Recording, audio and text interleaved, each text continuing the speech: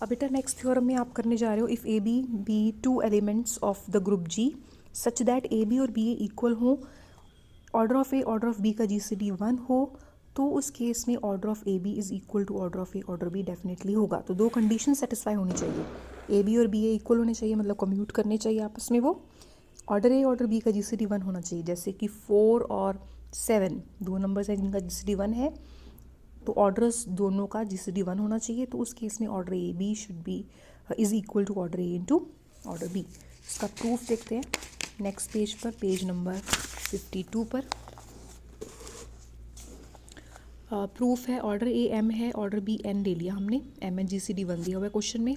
ए B का order हमने के मान लिया, तो हम शो करेंगे ऑर्डर ए बी मतलब K is equal to M into N, ठीक है। Where A B is equal to B A दिया हुआ है, तो हम शुरुआत करते हैं ए बी की पावर में एन के लेके। इसको ई के इक्वल क्यों लिखा हुआ है, क्योंकि ए बी का ऑर्डर कितना है, के है ना, ए बी का ऑर्डर के है, ठीक है। एक मिनट रुकना ज़रा, E is equal to A B की पावर एन के, तो ये आ गया A N K B N K, A N K B N अंदर रहने दिया, के बाहर, बी एन की बी की पावर एन, बी की पावर में उसका ऑर्डर ई, ई के ए एन के इंटू ई, ये अकेला ए एन के बचा, मतलब E is equal to A N K, ठीक है। यहाँ पर उन्होंने बेटे E is equal to A B की पावर एन के क्यों लिखा है, you have to answer me, ठीक है। नहीं समझ में आएगा तो मेरे से पूछना, मैं बताऊंगी, ठीक है। E is equal to A B की पावर एन के क्यों लिखा है, ए एन के आ गया मतलब identity is equal to A N K is equal to identity, but A का ऑर्डर तो एम है, मैंने पहले भी बताया हुआ है कि order divides such numbers, order divides such numbers, but M N का जी सी डी 1 है, मतलब एम और एन में कुछ कॉमन नहीं है, तो एम फिर के को डिवाइड कर रहा होगा। Similarly E is equal to A B की power M K, A B की पावर एम के क्यों, वैसे आपको समझ में आ रहा है ये, ए बी की पावर एन के भी ई है, ए बी की पावर एम के भी ई है। सेम स्टेप्स रिपीट करने हैं अब आपने, इस बार आपने ये एम इस वाले को एलिमेंट को अरेंज करना है, ए की पावर एम की पावर के, ए की पावर एम ई है क्योंकि ए का ऑर्डर एम है, यहाँ पर आर नहीं है, यहाँ पर के है, ठीक कर लो, दिस इज के, ठीक है। सिमिलरली यहाँ पर भी के हो जाएगा, ई बी के बच गया, बी एम के बच गया, बी एम के ई बन गया, ऑर्डर बी एन है तो एन डिवाइड्स एम के, सेम स्टेप्स ही हैं, एन डिवाइड्स के, एम एन दोनों डिवाइड के को कर गए, तो रिजल्ट होता है कि अगर दो नंबर सेम नंबर को डिवाइड कर जाएँ तो दोनों का जो एलसीएम होता है, ये एलसीएम के लिए सिंबल है, ये round bracket for GCD, square bracket for LCM, LCM के को डिवाइड करेगा। और एक और रिजल्ट होता है LCM into GCD is equal to product of numbers, इसको एक रिजल्ट की तरह ट्रीट करो, आप वेरीफाई कर सकते हो, कोई भी दो नंबर्स लेके उनका एलसीएम निकालो, उनका जीसीडी निकालो, इसमें पुट करके देखो सेटिस्फाई हो जाएगा।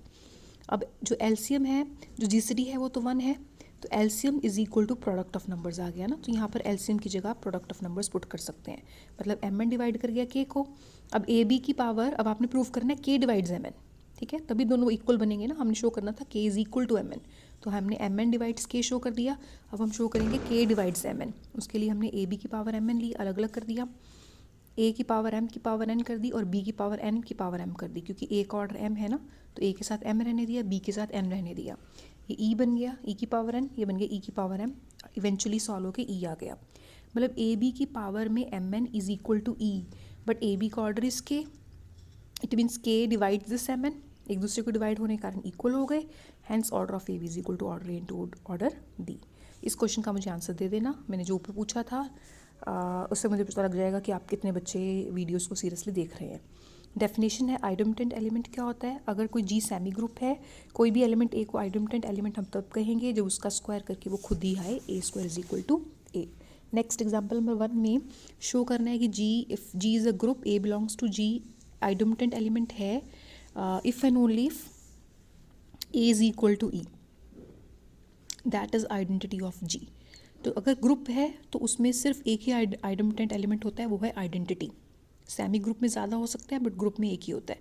Since G is a group, A belongs to G is identity element, A square is equal to A square को लिख दिया A is equal to A E, A को लिख सकते हैं ना ए, कैंसिलेशन लॉ लगा दो, ग्रुप में कैंसिलेशन लेफ्ट वाला होल्ड करता है, राइट भी होल्ड करता है, लेकिन यहाँ पर आप लेफ्ट लगा रहे हैं तो लेफ्ट से ए कैंसिल करके A is equal to E आ गया, hence E is identity element. Conversely A is equal to E, दोनों तरफ ए मल्टीप्लाई कर दो, उल्टा स्टेप्स करना है बेसिकली, तो तो ए आ गया आइडेम्पोटेंट एलिमेंट। मतलब अगर ग्रुप जी है तो उसमें सिर्फ और सिर्फ एक ही एलिमेंट आइडेम्पोटेंट होता है, वो है आइडेंटिटी। पहले आपने आइडेम्पोटेंट लेके चले, आइडेंटिटी प्रूफ कर दिया, फिर आइडेंटिटी लेके चले, आइडेम्पोटेंट प्रूफ कर दिया। ठीक है, दोनों वेज कर दिए। उसके बाद आपने शो करना है let G be a group such that A square is equal to E for all A belong to G. मतलब ग्रुप ऐसा है जिसमें हर एक एलिमेंट का स्क्वायर आइडेंटिटी आ रहा है। शो करना है आपने that G is abelian, commutativity hold कर रही है, ये शो करना है। Show that group in which every element is its own inverse is an abelian group. A square is equal to E का मतलब है A into A is equal to E, दोनों तरफ ए इनवर्स मल्टीप्लाई करो, A into A inverse is equal to E into A inverse, तो ये A inverse ई बन गया। A into E is equal to A inverse, A is equal to A inverse, मतलब element का inverse equal है, element और उसका inverse same है। Every element is inverse of itself, इसलिए ये और ये का मतलब सेम है। तो पहली स्टेटमेंट में उन्होंने दिया हुआ था A square is equal to E, second statement में उन्होंने दिया हुआ कि every element is inverse of itself. ठीक है, show that a group in which every element is inverse of itself is an abelian group. ठीक है, हमने कॉम्यूटेटिविटी शो करनी है। थर्ड में हमें दिया हुआ है कि हर एक element except the identity element is of order 2, क्योंकि अब किसी एलिमेंट की पावर करके स्क्वायर करके ई आ रहा है, पावर 1 करके तो ई आएगा नहीं क्योंकि हमने नॉन आइडेंटिटी एलिमेंट लिया हुआ है। अगर पावर 1 करके ई आएगा तो वो आइडेंटिटी एलिमेंट ही बन जाएगा, तो ये चीज़ तो कैंसिल हो गई क्योंकि नॉन आइडेंटिटी एलिमेंट की बात कर रहे हैं, एक्सेप्ट द आइडेंटिटी एलिमेंट। तो पावर स्क्वायर करके ई आ रहा है, अगर हर एक एलिमेंट का पावर स्क्वायर करके ई आ रहा है मतलब उसका ऑर्डर 2 ही होगा ना, तो उसका ऑर्डर 2 हो गया, हर एक एलिमेंट का ऑर्डर 2 हो गया, इट मीन्स ग्रुप क्या होगा, एबिलियन होगा। ये शो करना है। एबिलियन के लिए आपको क्या शो करना होता है, A B is equal to B A. तो हमने अब 2 एलिमेंट ले लिए, 2 नॉन आइडेंटिटी एलिमेंट ले लिए, ए बी। अब ए और बी दोनों ही नॉन आइडेंटिटी थे तो ए इंटू बी भी नॉन आइडेंटिटी होगा, और नॉन आइडेंटिटी एलिमेंट्स का ऑर्डर 2 दिया हुआ है। ठीक है, A square is equal to E, B square is equal to E, इसको इस तरह से भी लिख सकते हैं।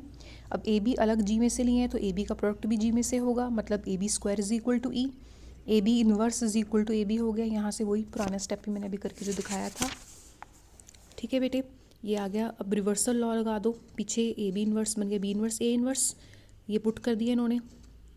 बी इनवर्स बी के इक्वल है, ए इनवर्स ए के इक्वल है, hence A B is equal to B A for all A B belonging to G, so G is abelian group. ठीक है, अब ये वाला एग्जाम्पल थर्ड है, ये मैं आप पे छोड़ रही हूँ। कुछ भी प्रॉब्लम रहेगी पूछ लेना मेरे से, विद इन 1 और 2 डेज पूछ लेना, ज़्यादा डिले मत करना। एग्जाम्पल नंबर 4 में आपने प्रूव करना है let G be a group such that A B की power N is equal to A N B N for 3 consecutive integers. 3 consecutive integers के लिए रिजल्ट होल्ड हो रहा है, where A B belong to group. आपको show करना है जी is एबिलियन। ठीक है ना, ये रिजल्ट 3 कंसेक्टिव इंटीजर्स के लिए होल्ड हो रहा है, मतलब अगर n के लिए होल्ड हो रहा है n+1 के लिए होगा और n+2 के लिए होगा। तो मैं इसको जनरल में लिख देती हूँ, A B I is equal to A I B I and hold for 3 consecutive integers n, n+1 and n+2। अब मैंने शो करना है एबिलियन, मतलब A B is equal to B A, ये n, n+1 n+2 के लिए लिख दिया मैंने। ठीक है, इसके बाद अब मैंने शो करना है A B is equal to B A. उसके लिए पहले इन्होंने थर्ड ले ली, पीछे से शुरू कर दिया, इसको स्प्लिट कर दिया, ए बी की पावर n+2 को लिख दिया A B into A B n+1, इसको ऐसे ही रहने दिया। ठीक है, अगले स्टेप में इसको भी स्प्लिट कर दिया, ऐसे अलग अलग लिख दिया, इसको भी स्प्लिट कर दिया, इसको भी स्प्लिट कर दिया। ठीक है, अब भी ब्रैकेट पीछे ले गए। आई होप आपको यहाँ तक समझ में आ रहा है। ब्रैकेट्स की रीअरेंजमेंट्स करिए बस। ठीक है, यहाँ से ए और यहाँ से ए कैंसिल कर दिया, लेफ्ट कैंसिलेशन लॉ, इतना बच गया।